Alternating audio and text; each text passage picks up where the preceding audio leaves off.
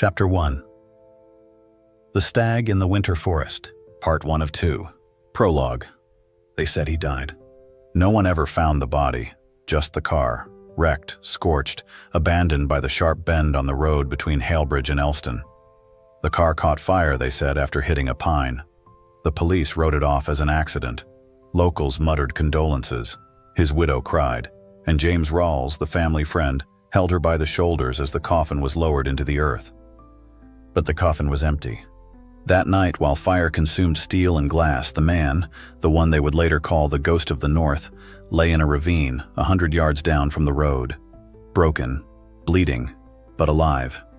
He heard them laughing. James and his wife. He saw them drive off together in her black Acura. He knew this was no accident. The North. 6 years passed. Fate is stubborn. It doesn't forget. It waits. Patiently, as if the forest itself whispers, not yet. But when the time comes, winter arrives, the true one. Crane Murphy lived deep in the woods, high in the hills of Northern Winterwood, in an old hunter's cabin his grandfather once built. There was no signal, no people, only snow, wild beasts, and books, and the memories that tore at him during the nights. He was no longer the man she once called my love. He was something else, a shadow from the past, flesh that had survived death. He didn't rush. Time moved and he waited. He trained. Body, mind, patience. Studied human behavior. Learned to listen and observe. Read everything. Psychology, philosophy, hypnosis, forensic science. He practiced hunting, shooting, tracking. He became a man who could enter your life, then vanish, leaving only footprints in the snow. The return. Her name was Adeline. Adeline Rolls now, formerly Murphy. She lived in a 2-story house in Red Lake, raising a boy. Crane's son, she claimed. But Crane knew the truth. The boy was born 9 months after the accident, and he knew who the real father was. James Rolls, once a friend, a business partner, the man whose voice haunted his dreams for 6 long years.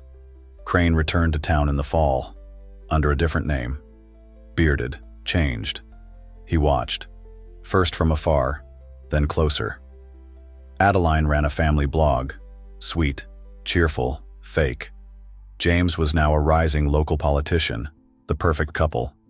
But at night, she drank wine from the bottle, and he slept on the couch. Crane didn't want to kill them. He wanted something worse. He wanted them to destroy their love the way they destroyed his name. The invitation. December, the first frost. Crane stood at her door, same eyes, same voice, only softer, controlled. Adeline, he said. She froze. For a moment she simply stared, as if seeing a ghost. You died. No, you just stopped looking. She tried to shut the door, but he was already inside. In his hand, a leather envelope. We have an unfinished conversation, 3 days, just you and me, the cabin, remember? I can't, James. Either you come with me willingly, and we end this, or I show him everything, the photos, the messages, the video. He didn't raise his voice, didn't threaten, just offered. The alternative, public hell. An hour later, she was in his car, wrapped in a warm coat, hands trembling. We're just going to talk, she asked. He nodded. Just talk. The cabin. The hunter's cabin stood 20 miles from the nearest road.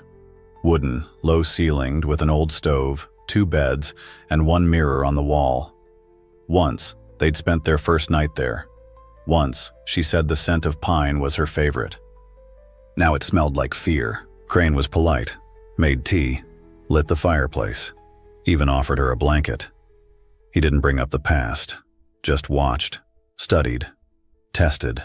Did you love him? He finally asked, when night wrapped the cabin in snow and silence. At first, yes. Later, I don't know, you were so rigid, so controlled, and he was alive, fun, silly, I guess. He didn't answer, just stood up and walked outside, leaving the door slightly open. Around him, snow, moonlight, the creak of pines. A wolf howled in the distance. He stared into the woods and felt something warm within. Not rage, not bloodlust. Peace. Let me know when you're ready, and I'll give you part 2 in English too. Want to continue? Chapter 1. The Stag in the Winter Forest, Part 2 of 2, Full Extended Edition, Day 2. The Hunt for the Truth. The forest was darker than she remembered. Every tree, every shadow whispered of something old, something that had been watching her long before she arrived. Adeline moved slowly, wrapped in Crane's oversized coat, following the stag's trail into the deep white silence. She hadn't seen him since last night, when he left her with that strange, calm offer. No threats, just talk. But nothing about this felt like talk. This was a test of her nerves, of her memory, of her guilt. And then, just over the ridge, she saw him, kneeling beside a living creature, a great stag, wounded, breath rising like steam in the cold air. Its eyes met hers, wide, glassy, almost human in their quiet terror. And Crane. He wasn't hunting it. He was healing it. She stopped cold. "I tracked him here last night," Crane said without looking up. He didn't run. He stood still, even after the wolves came. He bled, but he didn't move. He didn't scream. Adeline said nothing. Her eyes stung with cold, or maybe shame. "You know what I realized, Addie?" His voice was distant. "I wasn't angry that you left, or that you lied, or even that you chose him. What broke me, what truly shattered me, was that you watched me burn, and did nothing." He finally turned to her. "That's what the stag reminded me of. He stayed, you ran. The cabin, my memory rebuilt." They returned to the cabin in silence. The air inside was warmer now. The fire had been rebuilt. The scent of pine wood filled the space, mingled with the metallic sharpness of snow melting off their coats. Adeline sat at the same spot she'd occupied 6 years ago, on their wedding night, when Crane had read her Rilke poems under candlelight. But now the candles were gone. In their place, a box. He placed it on the table. Inside, their life. Photographs of her with James smiling while Crane lay in a hospital ward no one knew he was in. Screenshots of conversations, transfers, voice recordings. Her voice, soft and cruel in ways she had never admitted to herself. She touched one of the photos. A selfie from the night of Crane's funeral. Champagne glass in hand, her smile forced and frozen. "You kept everything?" she asked, voice breaking. "I erased myself from your story," Crane said, "but I didn't forget." He didn't raise his voice. There was no accusation in his tone, just a bone-deep exhaustion. The kind that comes from carrying the weight of betrayal through every season, year after year. Adeline stood, walked to the window, and whispered, "He said you were weak." Crane blinked, slowly. "That you were stuck in your own dreams. That you'd never leave your job, never make real money. That you'd fall apart without me. He promised me a future. Said all you had was the past." She turned to him. "He told me the crash would be clean, that you'd be gone instantly. That it was a mercy. I believed him. The mind game, one final decision." Crane nodded. And then, as if he'd known exactly how this moment would unfold, he walked to the hearth, reached behind a beam, and pulled out a cloth-wrapped object. A pistol, old, cold, weighty. He placed it gently on the table, between them. "One bullet," he said, "one chance." Adeline stared. "What is this?" "A choice." His eyes never left hers. "You can end it, end both of us, now, quick, clean. Or you walk away, I erase everything, I disappear.